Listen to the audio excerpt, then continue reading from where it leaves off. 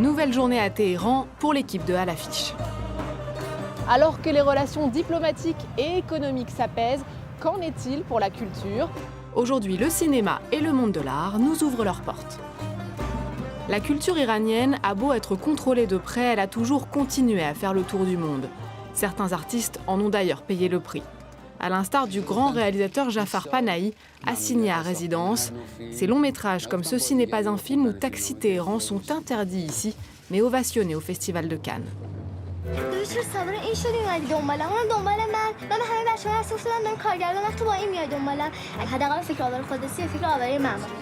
L'actrice Golshifteh Farahani, nouveau visage du cinéma d'auteur français, a elle dû fuir l'Iran après être apparue sans voile sur le tapis rouge du film Mensonge d'État.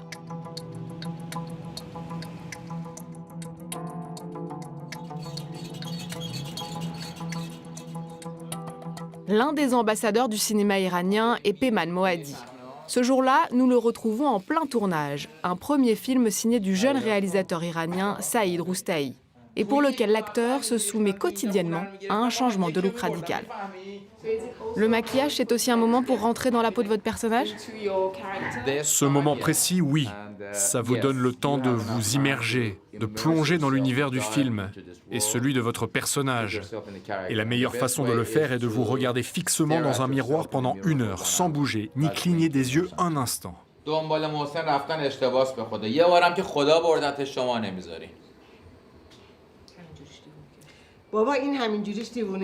Peyman Moaadi incarne un ancien toxicomane prêt à tout pour sortir son frère de la drogue. Un sujet d'actualité en Iran où la toxicomanie est devenue un problème de santé publique.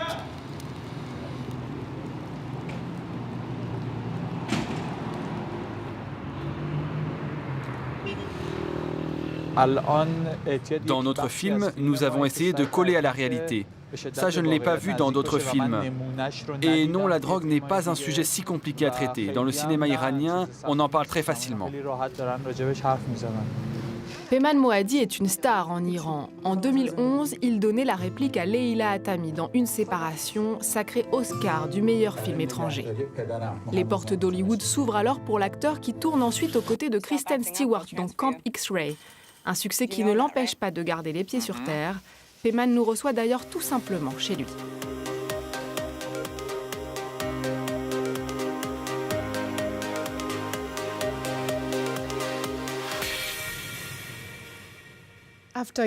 Grâce à votre performance dans Une séparation où vous jouiez Nader, vous avez remporté un ours d'argent au Festival de Berlin. Vous êtes allé jusqu'à Hollywood pour la cérémonie des Oscars. Qu'est-ce que ça représente pour vous ? À cet instant précis, vous pensez « Voilà, c'était le but de ma vie ». Mais une fois passé ce moment, vous avez envie d'encore plus grand. Ça ne veut pas dire de recevoir des prix encore plus prestigieux, mais de raconter encore plus d'histoires au public. Aujourd'hui, je suis une personne complètement différente, pas seulement après toutes ces récompenses, mais aussi après toutes ces années. J'ai fait 3 ou 4 films et j'ai eu de la chance qu'ils rencontrent tous beaucoup de succès. 471, the detainee. No one is going nowhere here. At least I'm not. Only things can change. You're not friendly with him? Et c'était le cas pour Camp X-Ray avec Kristen Stewart.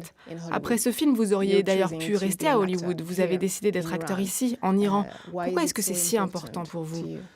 Vous semblez très attaché à votre pays. Est-ce que c'est aussi une façon de lutter contre tous les préjugés sur l'Iran qui existent en Occident ? Je ne suis pas en lutte. J'ai juste envie de clarifier les malentendus. Mais je fais la même chose avec les préjugés que certains Iraniens peuvent avoir sur l'Occident. Vous êtes aussi un scénariste et réalisateur.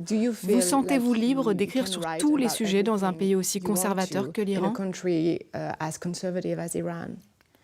Je ne me souviens pas d'un seul projet, que ce soit en tant que scénariste, réalisateur ou acteur, pour lequel je n'ai pas eu de difficultés.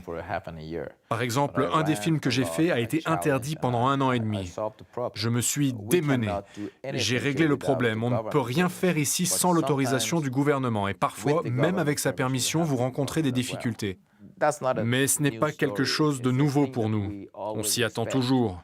La censure n'est plus une chose importante pour nous. Si je ne suis pas autorisé à prendre tel chemin, j'en trouverai un autre, encore meilleur.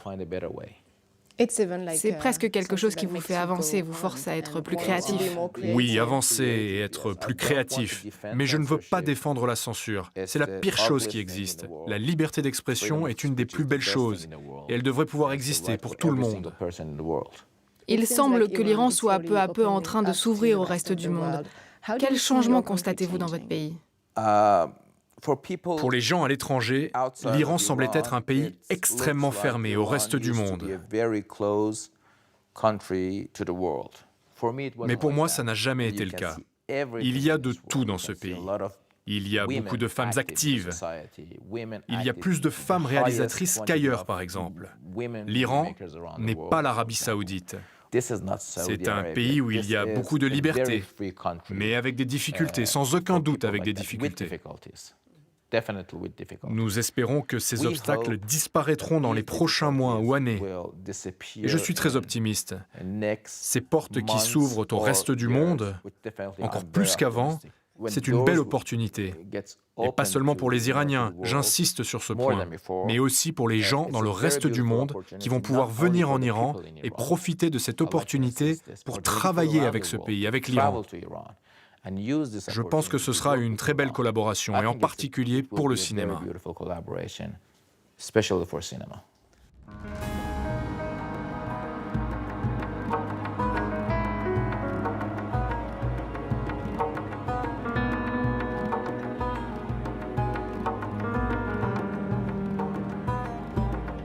La culture persane est ancestrale, un héritage millénaire enrichi au fil des siècles.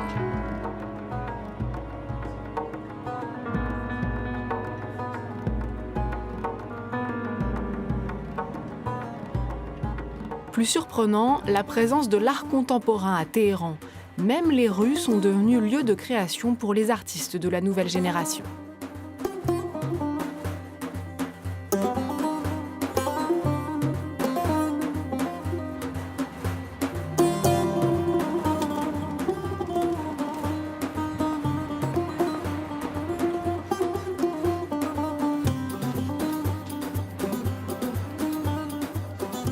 Oma, vous êtes artiste et on se trouve ici dans les jardins du musée d'art contemporain, on va aller le visiter.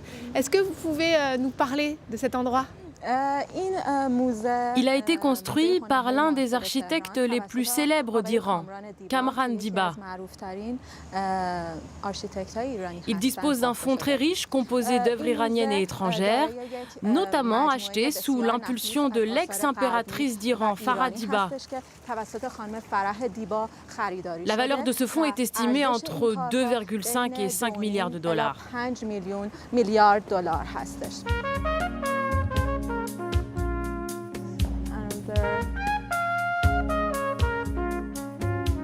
Oma, on est devant les œuvres d'une artiste, je crois que vous aimez beaucoup. Vous pouvez nous la présenter ? Farideh Lashey est une des figures les plus populaires de la peinture iranienne. En plus d'être peintre, Farideh Lashey était traductrice et écrivain, et aussi poète. Et cet artiste est vraiment un modèle pour moi.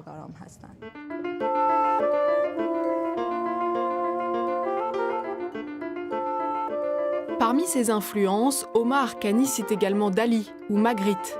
L'artiste iranienne peint depuis l'âge de 5 ans. Son travail proche de celui des surréalistes a déjà été exposé en Allemagne, en Belgique ou en Angleterre. Dans sa dernière série, elle revisite les célèbres tapis persans tout en questionnant des sujets qui lui sont chers et souvent tabous en Iran, comme la place des femmes dans la société.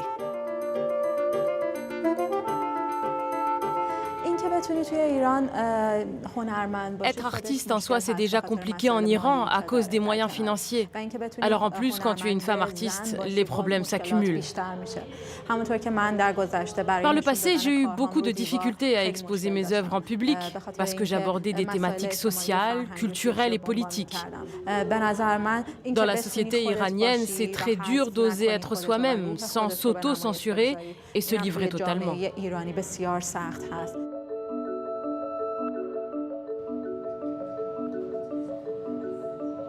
Une dizaine de chefs-d'œuvre occidentaux sont présentés dans l'exposition, un fait rarissime depuis 1979 et une occasion quasiment unique pour les Iraniens de venir admirer un Liechtenstein, un Warhol, un Francis Bacon ou un Rothko ici dans leur propre pays, car croyez-le ou non, mais d'habitude ces trésors sont conservés à l'abri des regards au sous-sol.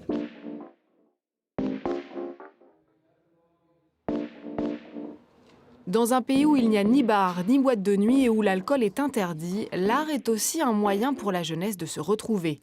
Chaque vendredi soir, fin du week-end en Iran, de nombreux jeunes Téhéranais font le tour des galeries d'art contemporain. Ravi de te rencontrer, merci de m'accueillir. Nous sommes invités à prendre le thé chez Tamineh. Même si Internet est très surveillé en Iran, elle y repère les expositions qu'elle veut voir. Rendez-vous est pris avec ses amis à la galerie AG, dans le nord de Téhéran.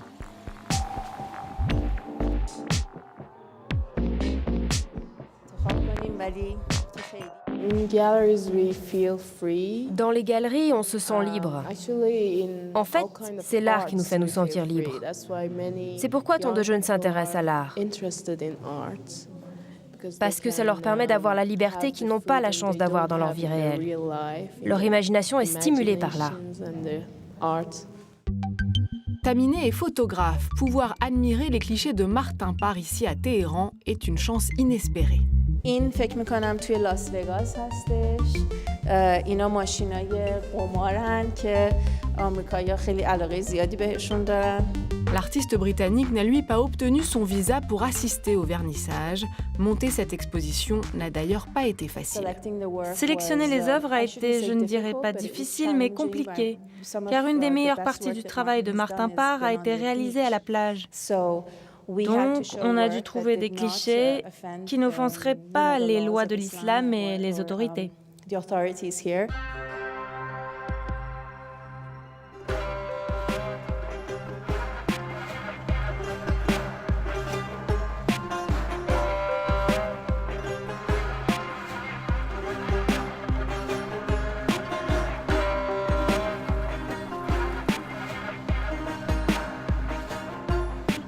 La jeunesse, tout comme les artistes iraniens, s'activent pour contrer les idées reçues sur leur pays. S'il va falloir du temps, fort à parier que leur dynamisme paiera et que la culture pourra un jour s'exprimer en Iran en toute liberté.